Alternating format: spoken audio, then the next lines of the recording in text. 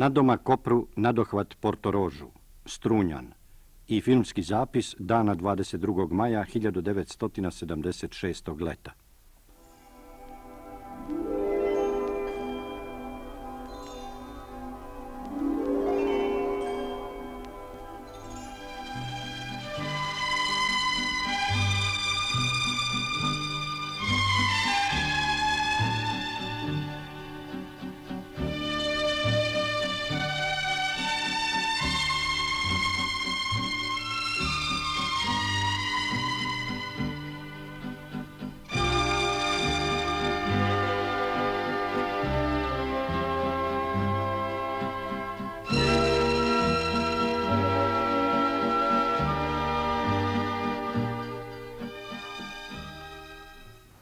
Druže Leskošek, iako u Strunjanu, budite ljubazni, odgovorite, sa distanse godina, šta je to što vas vezuje za Celje? Za Celje me veže ovo da što se tamo rodio, i rodio sam se 9.12.79. godina, 97. godina, i učio tamo zanat. Posle tamo kad sam se zanat učio kako bi rekao sam, tamo kad sam bio šegar, sam radio jednu nedelju u noći, jednu nedelju po danu. I tamo majstor moj je čitao Arbeiterwille, to je bio socijaldemokratski list. A ja u noći meni bilo interesantno to, on je to po danu čitao, mene to interesiralo, sam u noći ulomio u njegov ormar. Uzeo novina, jer smo imali u pola noći jedan sat vremena i sam čitao. I nisam pravilno umetnio unutar ormar natrag, ne, on me uvatio. On je vidio da neko ide u ormar i da čita to. To drugi put isto načinim, a odmah me ušamario. Kaže, ti si tu, moraš da znaš ko tu ide u moj ormar. Ja sam rekao, ne znam, nisam nikoga vidio. A onda drugi put isto tako, me opet ušamario, opet nisam ništa vidio, sam rekao. A treći put, kaže, kad ne kažeš kod ide taj moj ormar, nutra kaže, baciš ću te napolje, nećeš više učiti zanat. A to sam se uplašio, šta će otac da kaže kod kuće, ne? Sam rekao da ja sam. Onda me opet ušamario i kaže, zašto ti nisi meni to rekao, ja bi tebi to dao. A u delu celjske biografije Franca Leskošeka trebalo bi ispisati: nakon završetka zanata odlazi u svet, kako se govorilo, za poslom, u Grac, pa opet nazad u Celje, pa rad po fabrikama u okolini Celja. Učešće u sindikalnom pokretu još 1913. godine u omladinskoj organizaciji metalaca. Štrajkač, borac za radnička prava, organizator i vođa brojnih štrajkova širom Slovenije. Radnik, majstor, borac, provodi 3 godine u Prvom svjetskom ratu. Posle 1921. godine dolazi do prekida ovog celjskog radnog perioda. Leskošek odlazi za Ljubljanu u fabriku Saturnus, gdje radi kao drejer. Kao iskusan borac u Saturnusu biva biran za radničkog povjerenika. 1926. postaje član Komunističke partije Jugoslavije, a 1935. godine izabran je za sekretara Saveza metalskih radnika Slovenije. O ovom Leskošekovom životnom periodu spontano kazuje drugarica Pepica Kardeni.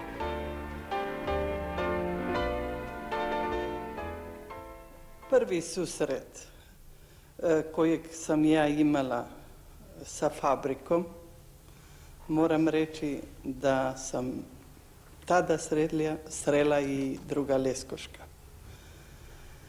Bilo nas je mnogo koji smo čekali na posao, a on je bio radnički povjerenik i kao radnički povjerenik je on imao pravo da prima ljude na posao.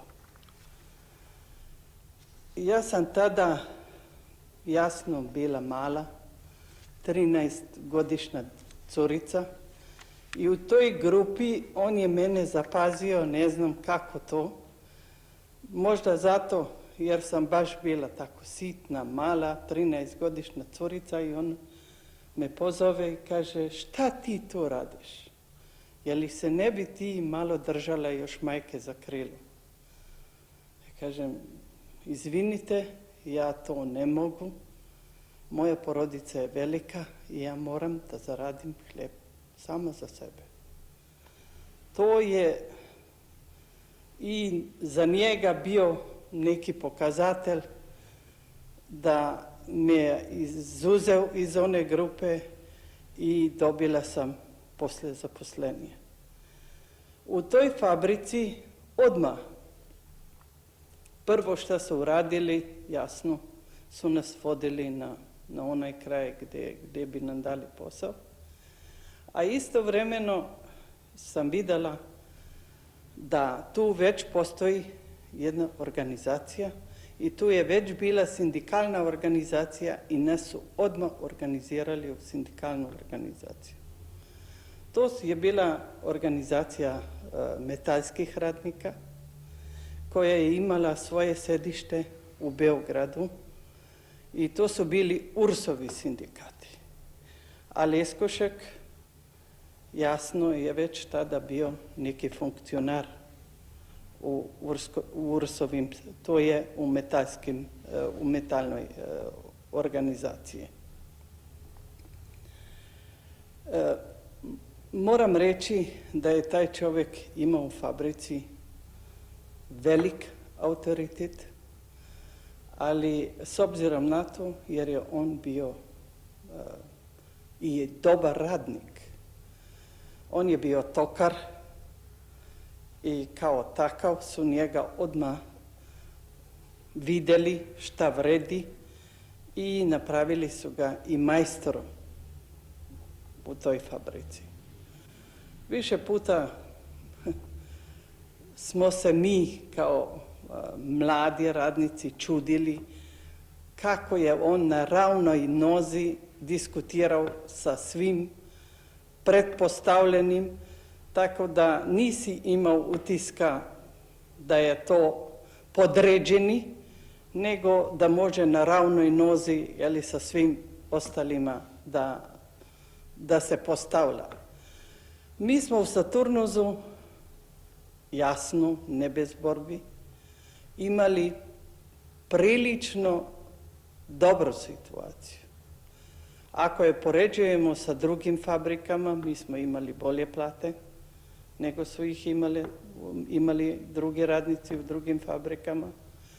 Mi smo imali, kasnije organizovali smo društvenu prehranu, što je bilo za nas radnike vrlo važno. Istovremeno smo imali godišnji odmor i najviši godišnji odmor je bio 14 dana, ali godišnji odmor se određivao po godinama, ali na najviše kad si došao to je bilo 14 dana. Bili smo socijalno osigurani i opet moram reći kasnije smo mi mogli da se osiguramo i penzijski. Samo sa tome da smo morali sami doplaćivati jedan deo sredstava za osiguranje. U svemu tome, moram reći, je bio prisutan i Leskošak. On je bio prvo partijski povezan, kao smo kasnije, ja sam bila tada kad sam došla curica, ali on nas je odmah i zapazio i video i tako dalje. I mi smo se uključivali polagano u razne akcije, borbe i tako dalje. 35. godine je Leskošek bio određen sa strane partije da je bio glavni govornik na Svetu Slobod u Celju. To je bila jedna veličastna manifestacija na kojoj je sarađivao Saturnus velikim brojem, tako isto jeseniški radnici koji su došli s vozom na taj sled i tamo je Leskošek imao takav vatreni govor, ali za kojim je stajala i partija. I taj govor je bio jedna takva snaga da je bilo, to se je čulo i govorilo, razumijete, na sve strane. I taj sled sam po sebi, tako organiziran, to je otvorio i partiji široka vrata, da su ljudi nama verovali, da mi nismo bili partija zbog partije zatvorena sama u sebe, nego da je to bila već masovna partija, to je partija koja je imala ogromno simpatizera. A to je bilo za nas važno, da mi nismo bili jedna uska šaka koja radi sama za sebe, nego smo se mi stalno ubacivali u one akcije koje su mogle dati i jedan širi rezultat. I tu je Leskošek kao narodni, bi čovjek rekao, radnički tribun, kako smo ga mi nazvali, imao jednu vrlo lepu i veliku ulogu. Pod stalnom policijskom prismotrom sve do 1940. proganjan, živeći izvesno vreme u ilegalnosti, Leskošek neposredno rukovodi radničkim štrajkovima širom Slovenije. Prekaljeni borac i revolucionar, na prvom kongresu Komunističke partije Slovenije 1937. godine Franc Leskošek Luka izabran je za sekretara Komunističke partije Slovenije. Enciklopedija kazuje, druže Leskošek, na prvom kongresu Saveza komunista Slovenije izabrani ste za sekretara Centralnog komiteta Komunističke partije Slovenije i člana politbirora Centralnog komiteta Komunističke partije Jugoslavije. Ne, za člana politbiroja sam bil, mi je Tito rekao da sam izabran. To je bilo ovako, drugarica Zihala, majka od druga Zihala, ga dovede u moj kući. I pita drug Tito, gdje sam ja.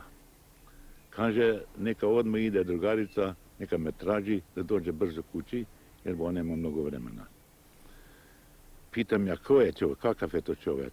Kaže, vrlo inteligentan, kaže, jako ljubazan, kaže, razgovara sa mnom, kaže, i šarmantno ovako, jeli? A ona rekao, pa dobro, pa kaže, ja sigurno neko iz Pariza ili iz Moskve, kaže. Onda dođem ja kući, pozdravimo se, gledamo jednog druga neko vreme, ne, šta je, kako, onda mi kaže da ga drug Kardelj poslao kod mene i onda sam već vjerovao, jeli, ko je taj on. I onda razgovaramo, pita mene u radu partije i kako mi radimo, jer bo prije, dok nije Tito bio još. Došli su iz Pariza, došli su iz raznih kraja, raznih funkcionari, dali te direktive, onu direktivu, ova direktiva se s tom nije složila tako. Tako smo više puta nismo znali šta i kako. Onda Tito da tačno naređenje kako i šta treba raditi, ili? I onda dajem i, kaže, razgovaramo posle o Špancima, koliko ide Španaca iz Slovenije gore, ja mu kažem toliko, sam čuo da ih je već otišlo, onda mi daje, Tito mi daje dolare i kaže neka, da pošiljamo još što više moguće Španaca u Španiju, ne? Dobro, onda se dogovorimo da ćemo od prvi sastanak držati gore na Lisi. Mi smo išli gore na Liso, a drug Tito taj dan nije došao. Onda dođe opet Tito kod mene kod kuće i kaže zašto nismo čekali gore. I malo ovako, ne baš tako teško, ali malo je rekao, kritikovao me je, ne? I kaže, pa trebali ste čekati gore na mene, jer ste znali da će doći. Mi smo rekli, zbog konspiracije ne možemo da čekamo, ne? Šta znamo šta je, moguće biti bilo i zato ili šta, ne? Tako da onda smo držali poslije tu konferenciju, drugi put držali tu konferenciju gore, ne? I Tito išao poslije u Zagreb i mi smo radili dalje. A onda mi je rekao Tito da sam izabran u politbiro. Izabran u Moskvi, u politbiro, to je Dimitrov, još je onda Tito više kod Dimitrova, jer bi Stalin je htio da raspusti partiju kod nas, ne? A Tito išao poslije tamo kod Dimitrova i razgovarao je tako da je Dimitrov, Tito je rekao da će on ići u zemlju, da će on u zemlji organizirati novi centralni komitej, on bio raspušten poslije, ne? I tako onda poslije izabran, pravilno se bio izabran, to smo bili imenovani onda u politbiro. Izabran sam bio poslije na 5. konferenciji u Zagrebu. Onda smo bili svi novi člani izabrani u politbiro. Oslobodilna fronta, 27. april 1941. godine. Svedok i učesnik u ovim istorijskim događajima, dr. Marijan Brecelj, živo se seća predratnog i ratnog rada Franca Leskošeka Luke. Vsekakor je Franc Leskošek Luka ena najzanimivejših, najpomembnejših in tudi najmarkantnejših osebnosti jugoslovanskega in slovenskega delavskega gibanja, narodno-osvobodilne borbe in naše socijalistične revolucije. Franc Leskošek Luka je svakako jedna od najzanimljivijih, najznačajnijih i najmarkantnijih ličnosti jugoslovenskog i slovenačkog radničkog pokreta, narodno-oslobodilačke borbe, naše socijalističke revolucije. Pri tome ne mislim samo na njegove funkcije, koje je dugo godina obavljao, i to odgovorne i najodgovornije. Stekao je, u stvari, veliku popularnost, bio je realan čovjek u svom radu, znao je, kako se kaže, raditi sa ljudima i bio je čuven po svojoj originalnosti. Tudi mnoge anegdote o njegovem... Naravno, za njega i za zajednički rad nas vezuju mnogobrojna sećanja. Mnoge anegdote o njegovom životu i radu, duhovite anegdote kruže među ljudima. Sjetio bih se ukratko upravo tih događaja, dva pre rata i jednog u početku 1941. godine. Moj prvi stik s tovaršem Francem Leskošem je bil leta 1932. To je bilo leto, ki je bilo precej politično živahno na naši Ljubljanski univerzi. Takrat sem bil največ študent. Moj prvi dodir sa drugom Francom Leskošekom je bio 1932. godine. To je bila godina političke živosti na našem univerzitetu u Ljubljani. Naime, tada sam bio student, pa i funkcioner u nekim studentskim organizacijama. To je bilo vreme kada su studenti otpočeli borbu protiv diktature, borbu za jedinstvo progresivnih studenata i borbu za povezivanje sa radničkim pokretom. Tada sam otišao do druga Franca Leskošeka, koji je tada bio sekretar Saveza metalskih radnika Jugoslavije, to je bio sindikat za Sloveniju, s namerom da se nekako povežemo i da vidimo šta bi se dalo zajedničkim snagama uraditi. Odličen vtis, to je visoko rasel človek, lepe zunajnosti, energičnega, jasnega govorenja, čutil si da vpliva in da zna vplivati na ljudi. Na mene je ostavio veoma jak utisak. To je visok čovjek lepe spoljašnosti, energičnog, jasnog govora.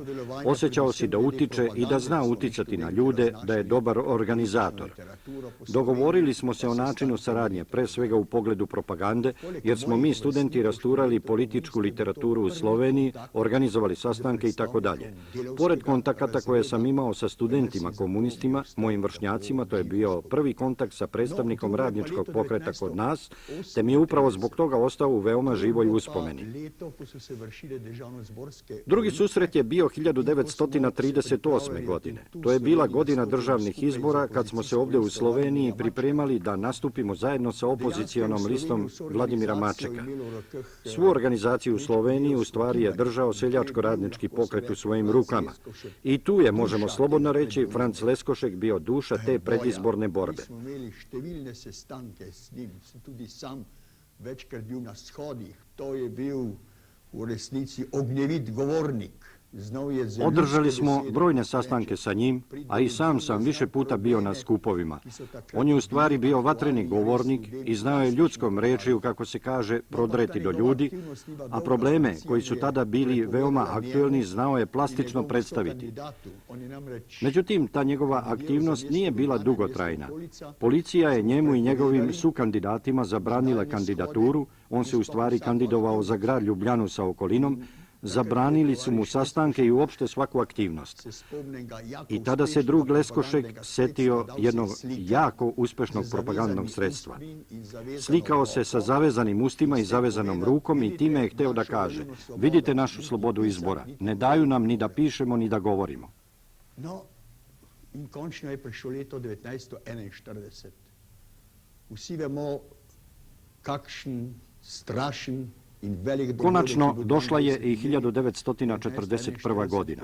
Svi znamo kakav strašan i veliki događaj je bio 22. juni 1941. godine, kada je Hitlerova Njemačka napala Sovjetski savez. U Ljubljani smo tada imali već dobro razvijenu organizaciju Oslobodilačkog fronta.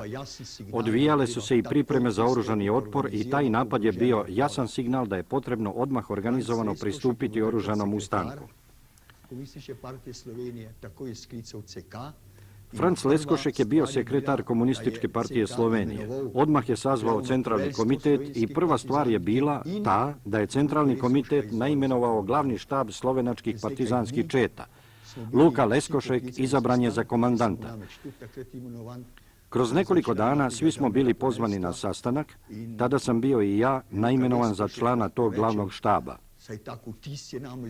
Mogu da kažem da je Luka Leskošek, barem je takav utisak ostavio na mene, kao stari komandant znao svima da odredi zadatke i da tačno odredi programe, šta moramo da uradimo, kako, ko će ići tamo, a ko onamo i tako dalje.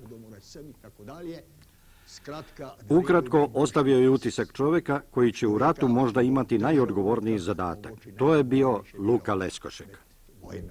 To je bio Luka Leskošek. Za vreme okupacije 1941. godine bio je član Vojne komisije Centralnog komiteta Komunističke partije Slovenije. Na osnivačkom sastanku Oslobodilne fronte 27. aprila 1941. Luka Leskošek je postao član izvršnog odbora Oslobodilne fronte. Za komandanta glavnog štaba partizanskih odreda i četa Slovenije imenovan 21. juna 1941. godine. Ovu dužnost obavljao do oktobra 1942. kada je upućen na politički rad. Bio član Vrhovnog štaba Narodno-oslobodilačke vojske i partizanskih odreda Jugoslavije, član Avnoja. Odličan strateg, strog i pravični komandant, Franc Leskošek Luka bio je omiljen među borcima. Nekadašnji borac partizan i komandir čete, danas general pukovnik Jugoslovenske narodne armije, Ivan Dolničar, rado se seća svoga komandanta iz prvih ratnih godina.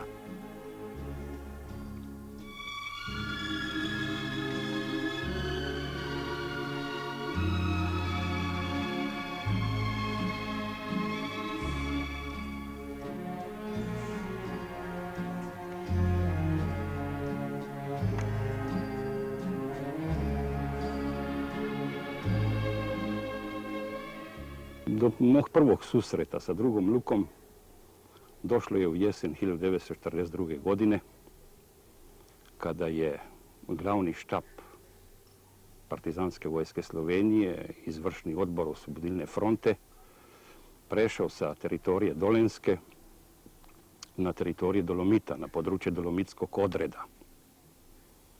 Tada se deo Dolomitskog odreda nalazio na planine Ravnik, iznad sela Gabrija, i u tom logoru sam se i ja nalazio sa svojom četom. Tada sam bio komandir čete.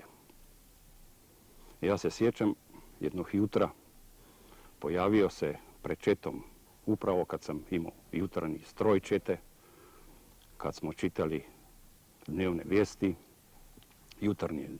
jutarnju zapovest, kad smo saopštavali kakav će biti program rada čete za taj dan, pojavio se Luka Leskošek, komandant Partizanske vojske Slovenije, pred strojem. Prvi kontakt sa njim, naravno, bio je veoma uzbudljiv, ne samo za mene, nego za cijelu četu. Međutim, on je brzo stvorio jednu prisnu atmosferu. Sve ga je interesovalo o ishrani, o odjeći, kako ćemo prezimiti zimu, kakve akcije planiramo.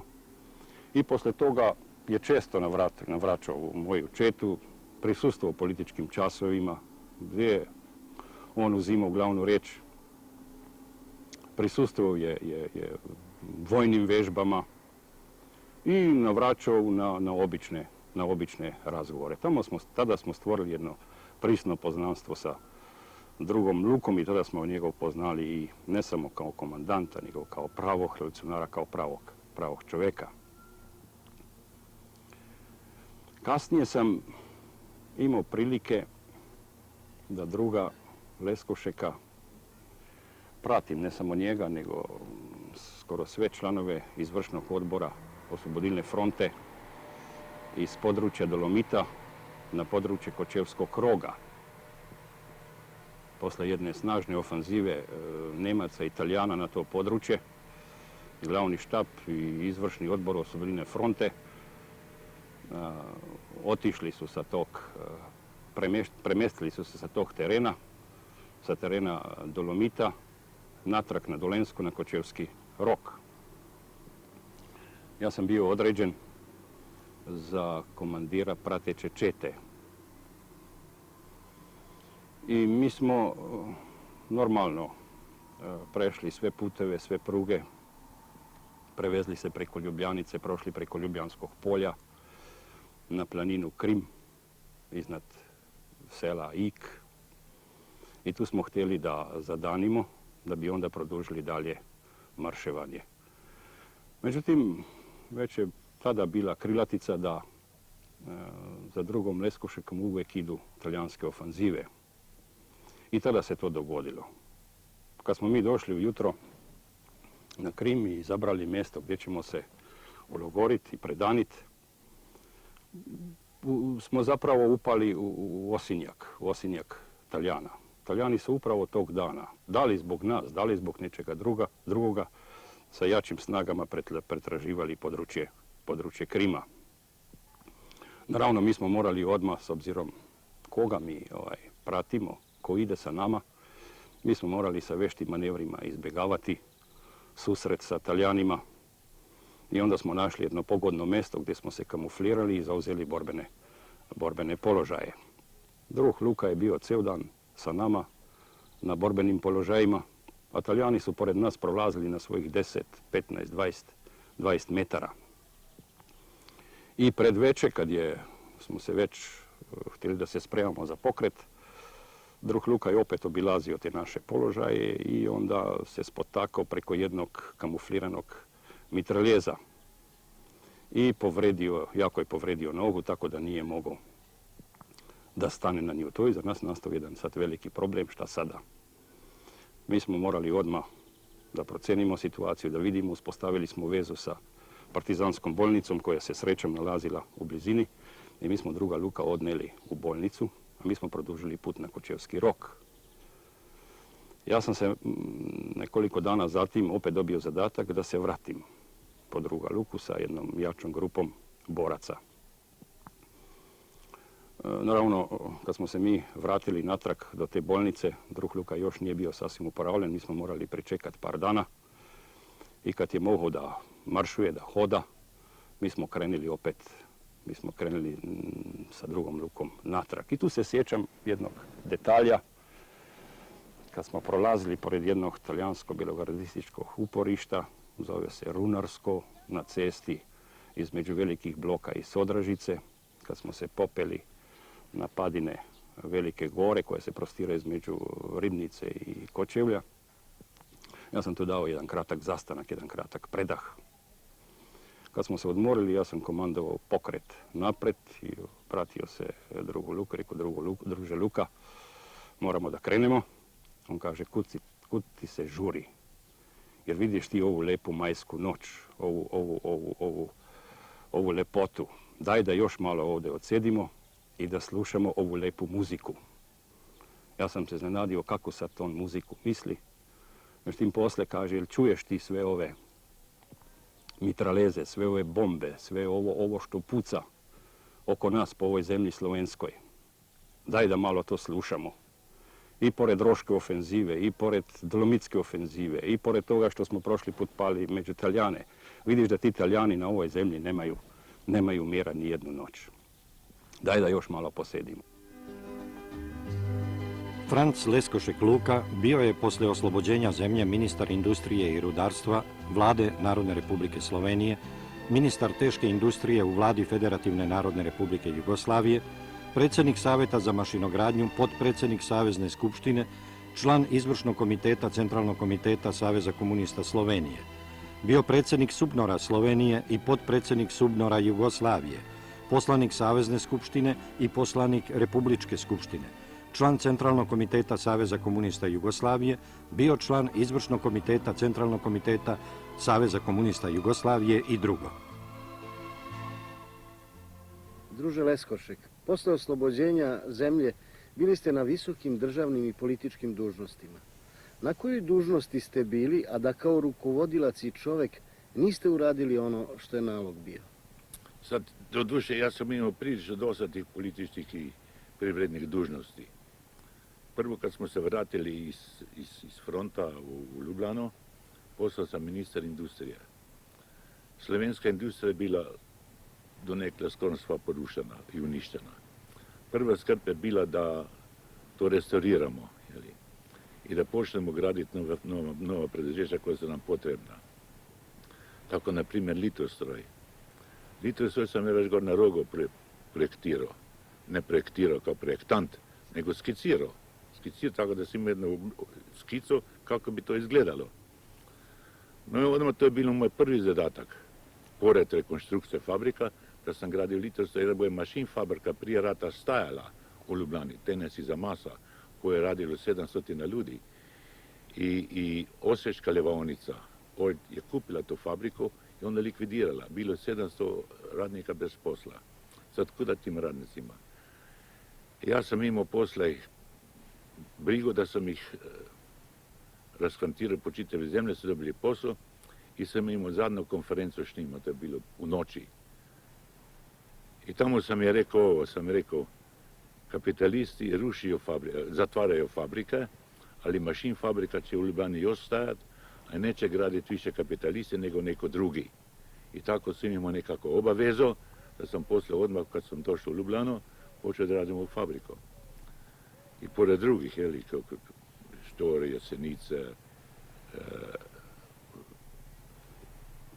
Iskro i Gum i sve te druge fabrike koje se... No, ali Litostroj to mi bi najglavnije, jer bi bilo onda potrebna elektrifikacija. I tako sam si domislio ovo da bi napravio jedan ovakav trikot. Litostroj, Maribor metalna i Zagreb, Rade Končar. Rade Končar da prave elektromotore koje je potrebno. Maribor metalna da prave konstrukcije, Litostroj turbine. No i kad smo pustili prve ljevaonice u pogon, došao drug maršal gore, isto Tito došao gore da bude kod otvaranja. I onda šetamo tamo po fabriku okolo tamo, ja ga zamolim, jer nisu rado gledali da ja gradim to Litostroj, ne. I onda ja njega ovako nagovaram i molim da bi se zvalo ovo Titovi zavodi. On se smije i kaže, ne, zašto ne Lukovi zavodi? Ti gradiš fabriku. No onda se ipak ga pregovori da je on prihvatio to da bude to Titovi zavodi i onda kad se to se saznalo, onda je bio mir. Onda nisam nikakve poteškoće više se gradio Litostroj dalje, jer da se ga završio, ne. No i onda sam gradio još, dopunjavao te fabrika, novo proizvodno i tako, bilo je teško, onda nije bilo materijala, nije bilo ništa. Sve starog materijala smo krpili da smo nešto napravili. Onda sam išao u Beograd, bio predstavljen u Beograd, tamo me zvali u Beograd, u vladu dole, bio sam ministar teške industrije. Tamo me čekao veliki zadatak, ogroman zadatak, te fabrike po čitavi zemlji treba restaurirati, popraviti i organizirati i onda graditi nove fabrike.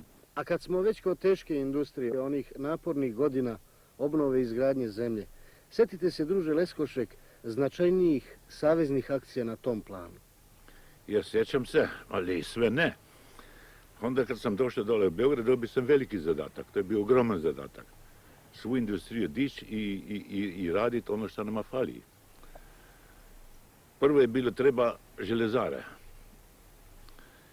Mi smo imali ugovor sa Rusima da rade oni u Doboje novo železaro.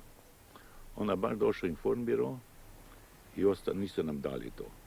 Onda sam ja išao kod Tita, rekao šta ćemo sad, rekao sad nama ne prestaje drugo nego da širimo železaru Zenice i da proširimo gore Jesenice i da i Štore, te železare i Smederevo i te železare koje imamo, da te upostavimo da je veća proizvodno.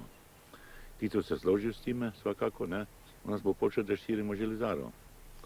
Onda kad smo već nešto železa imali, smo išli na druge fabrike.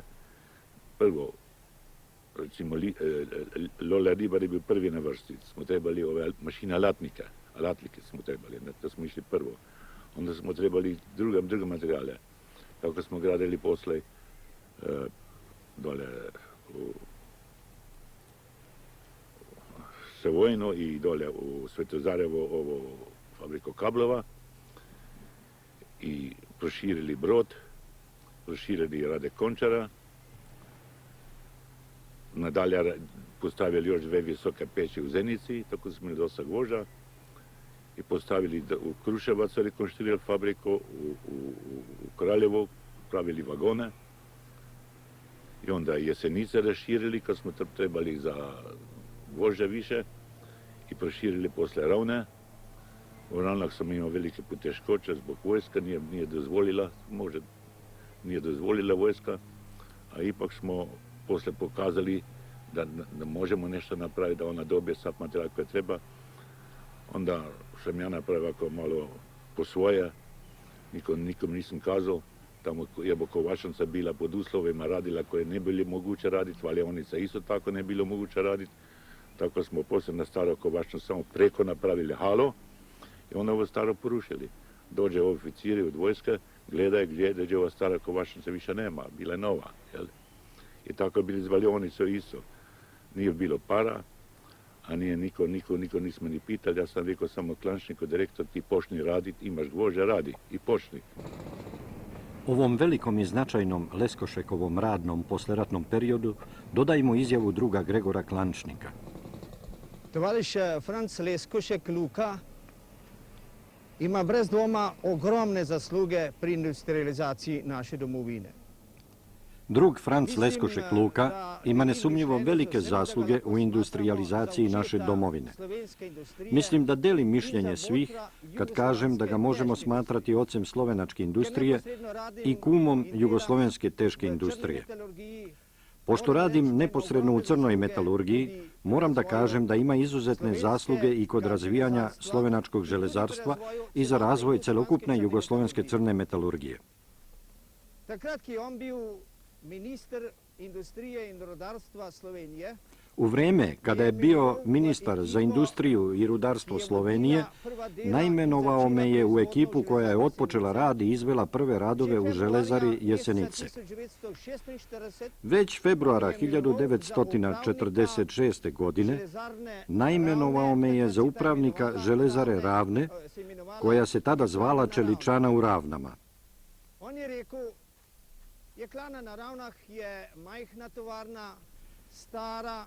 Tada je rekao, Čeličana u Ravnama je mala fabrika, stara, ali sa dobrom tradicijom i od te fabrike trebalo bi izgraditi fabriku ili železaru za plemenite čelike. Rekao je i to, da to neće biti fabrika, već apoteka, što znači da će proizvodnja biti orijentisana isključivo na plemenite čelike. On je neposredno kreativno načrtovao to izgradnju. On je neposredno kreativno planirao tu izgradnju. Uvek nam je sugerirao kako treba planirati i kakve planove pripremati, a davao je i direktne svoje sugestije. Moram izjaviti da je celotna izgradnja. Moram da izjavim da je celokupna izgradnja ove železare izvršena na osnovu njegovih predloga i da mnoge od planova ni do danas nismo realizovali. Naprimjer, kod sebe imam jedan plan koji jasno pokazuje njegov neposredni kreativni udeo u razvoju te železare. Tam stoji nova jeklarna s kapacitetom okrog 150.000 ton jekla letno. Kao što je ovdje napisano, ova bi železara proizvodila oko 150.000 tona čelika godišnje, kako je on to po lokaciji i unutrašnjoj koncepciji zasnovao. To je naravno baza celokupne fabrike koja će dati svoj doprinos u budućem razvoju i zato će se po zamisli Luke razvijati ta železara i u ovom narednom petogodišnjem periodu, a i u budućem. Pa tudi še naprej in Luka. Za vreme Narodno-oslobodilačkog rata postojala je krilatica. Gde god se pojavi Leskošek Luka, neprijatelj organizuje ofanzivu. Posle oslobođenja, gde god stigne drug Luka, počinje velika gradnja, ogromni zamašni poslovi. Od Siska do Zenice, Jesenica, Novog Sada, Beograda, Nikšića, Bora, pa sve do Velenja i tonske izjave jednog od svedoka velike Leskošekove radne energije, druga Nestera Žganga.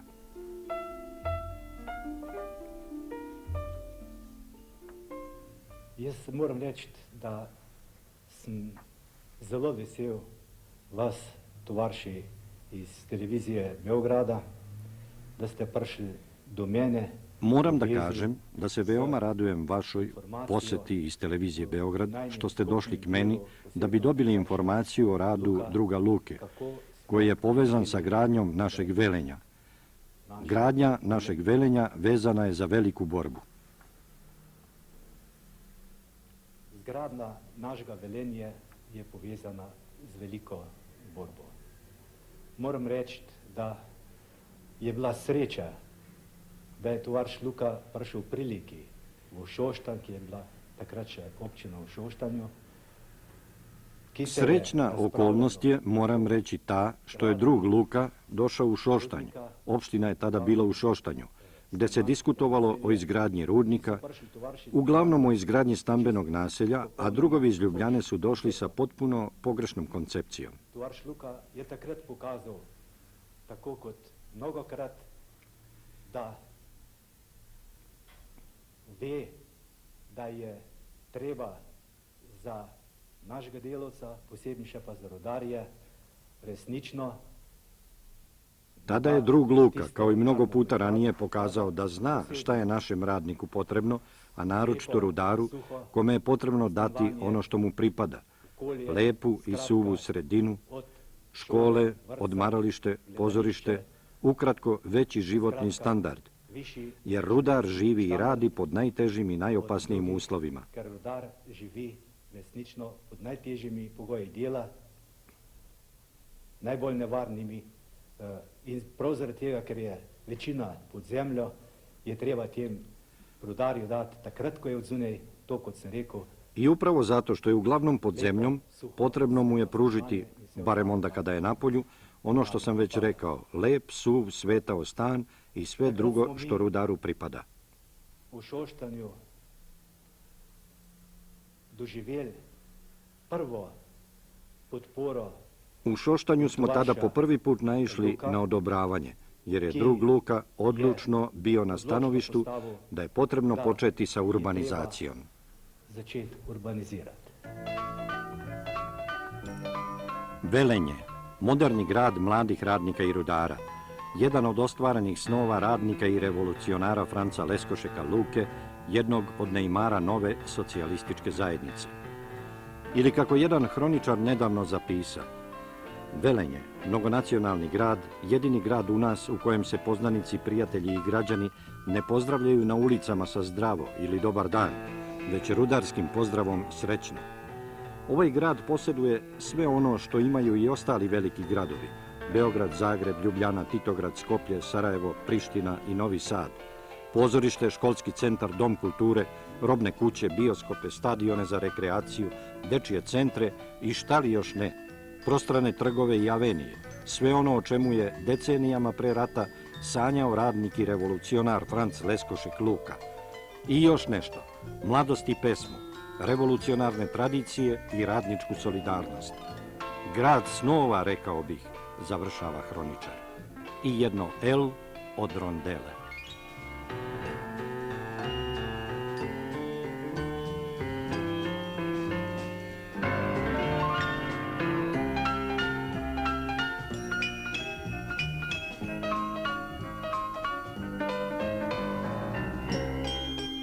Nadomak Kopru, nadohvat Portorožu, Strunjan i filmski zapis dana 22. maja 1976. leta o Francu Leskošeku Luki, članu Saveta Federacije, narodnom heroju, nosiocu partizanske spomenice 1941.